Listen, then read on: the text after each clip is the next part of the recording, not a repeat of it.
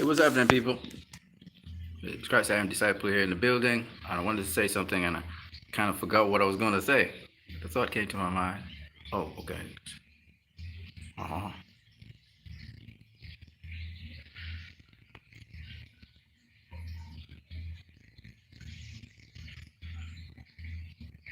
Um,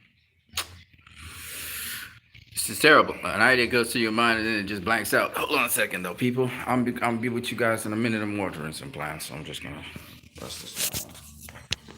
See in the background. Maybe you down.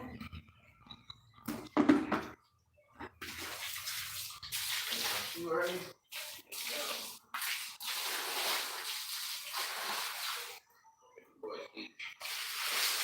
Water. Ouch. Ouch, ouch, ouch.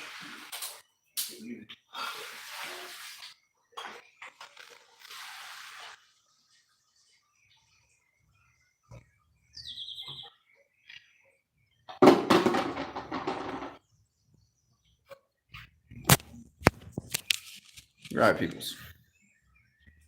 Let's talk. Let's talk. All right. We know Toby Emmerich needs to go because Toby Emmerich is uh he's like the mess up guy in the whole thing, right? Um, we're hearing that Keeler might be replaced or may be looking for somewhere else to go. We're hearing Sarnoff might be looking for somewhere else to go. But apparently, Toby Emmerich might remain. This is what Sil Abdul was saying on in the stream early on. But he has to go because under Toby Emmerich, who has not been accepting responsibility for anything apparently, Warner Brother Pictures ran down. It's the IPs. The IPs weren't. Now, obviously, as this announcement was made with Discovery, we're seeing a different face of Warner Media. It's behaving differently and all of that already because almost instantaneously, David Zaslav has taken over. Okay, that boy ain't playing. He's saying, it's 2022. Nah, that's bullshit.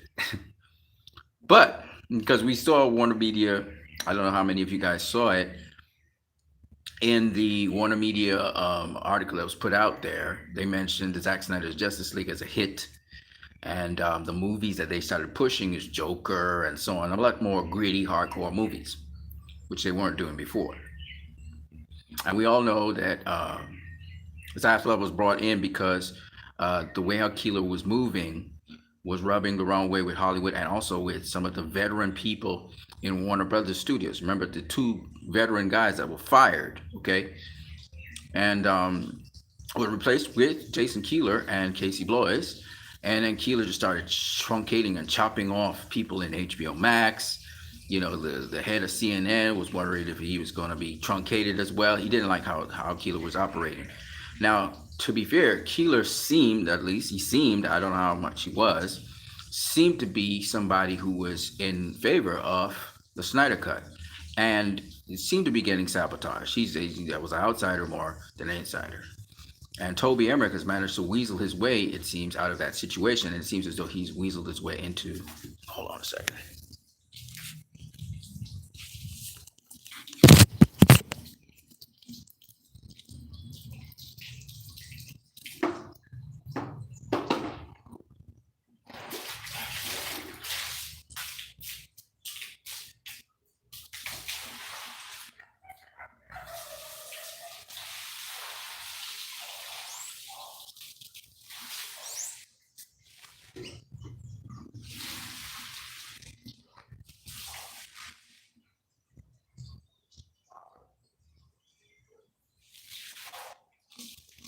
All I want to get right now is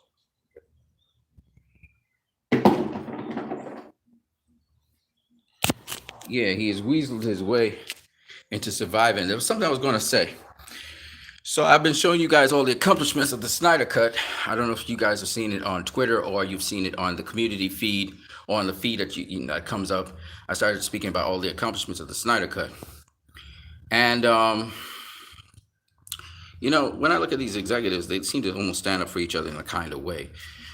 But this is what I wanted to say about there was a thought, there was an idea I wanted to present that was really a unique idea and a thought. and for some reason it's just slipped my mind. It'll come back to me. But what I wanted to tell you guys was that the Snyder Cut, I think that. Oh, I remember now. So, David Zaslav, he seems to have taken control almost immediately of the situation. He'll be moving his people in as it comes and looking at analytics and stuff. And why I think that Toby Emmerich is going to go, he's going to get kicked out, is because, one, he's been behind all of these measures that have not been going anywhere. And the successes, he has not had a success this year.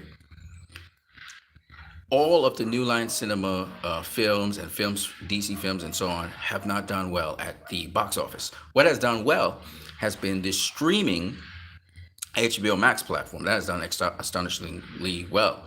But with respect to the Warner Brothers Picture side, the theatrical side of things has not been doing well at all. In fact, if you look at the box offices for any one of the box offices, whether it's Mortal Kombat or Wonder Woman or, hey, what's up, Atlas 32? Or, recently there, Those Who Wish Me Dead, or the Tenet, all right, which is some of the the Warner Brothers Pictures movies. None of them have done well at the box office. And for now, the majority of money that is earned from the box office. Okay? All of them have flopped. Now, yes, you would say Godzilla versus Kong did well. That's a Warner Brothers distributed. That's really Legendary Films. You know what I mean? That's not New Line Cinema. That's not Warner Brothers Pictures. Okay? No collaboration. There was no collaboration with it for producing. So the majority of the money goes to the producer anyway. So, and it was a slim win. Godzilla versus Kong didn't make that much of a profit, which is kind of amazing.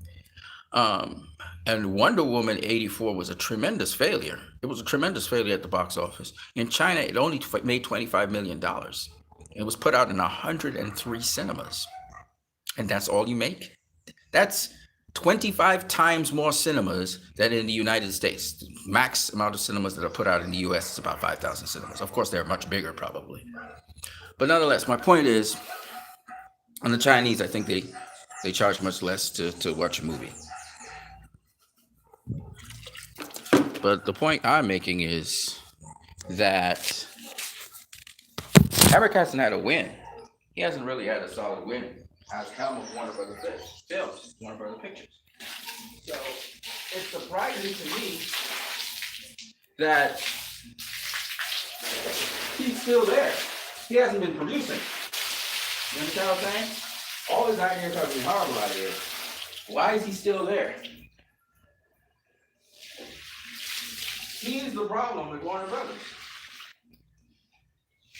Pictures. He's the problem with Warner Brothers Pictures, man. He's the problem. Out of all the people in Warner Media, that's the dude. But you know what I think he did? I think he went and he tried to make favor. This guy looks like he makes phone calls to save his skin. And the guy who probably made calls to Netflix probably made calls to a couple of people to see how he could get Toby out of the situation. But Toby Emmerich needs to go. He is a thorn in Warner Brothers Pictures. He is just definitely a thorn. They need to flush his ass out. Walter Amada is at least doing something. He's making movies. What is Toby Emmerich doing? Nothing. Get him out of there. You know, when I listen to John Stankley talk about how, the Warner Brothers Pictures have been working so hard, the executives, to make things happen, and shut up, John Stankley. Either you're clueless about production, and you just should be focusing on phones, or you really don't know what these guys. Okay, Jason Keeler pushed the HBO Max thing, and that was under Jason Keeler this was happening. Okay, and under Jason Keeler, we got the Snyder Cut finally. They put pressure on Emmerich to make it happen. Emmerich. Emmerich's the most incompetent son of a bitch I've ever seen. He's incompetent. All of his initiatives have failed. He has cost the company market shares. Why is this guy still there? They got rid of Greg Silverman for overestimating profits, but he still made profits. This guy is not making profits. Warner Brothers is losing market share. Warner Brothers never lost market share under Greg Silverman. Never lost market share under the guy before him. But under this clown, they've been losing market share and they're hurting AT&T. That's why AT&T had to step away and put Discovery in there. And I just hope David Slasla is aware of that. That guy's the loose screw. That guy's the missing piece, and they need to kick him out of there. They keep him in there, he's going to destroy the company. Him and Jeff Johns.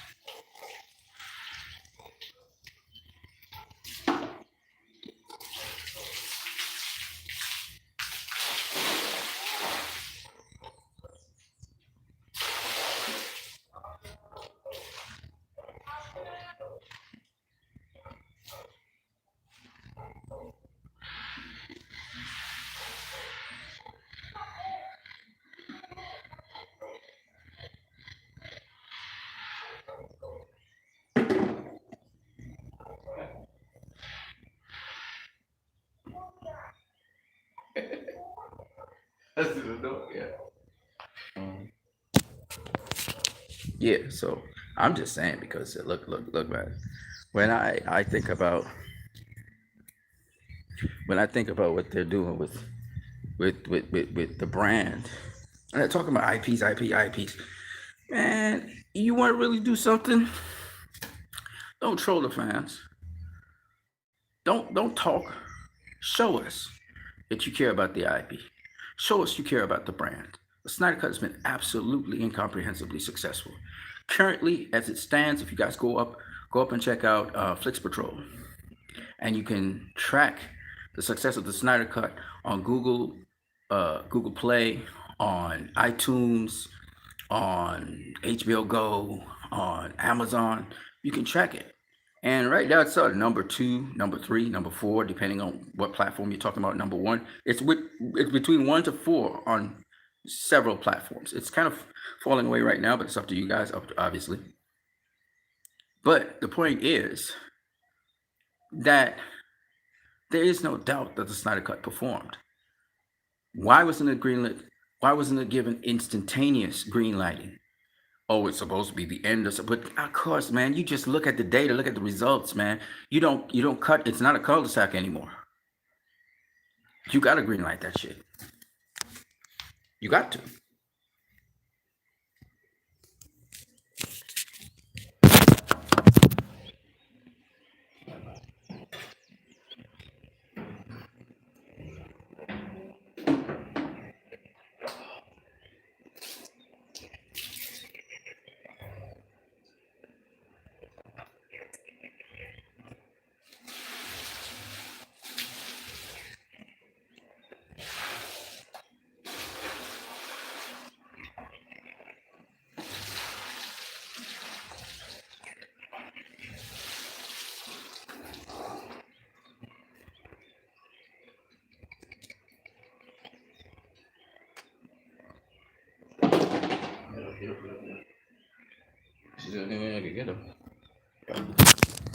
So all I'm saying is, release the Snyder Cut, man.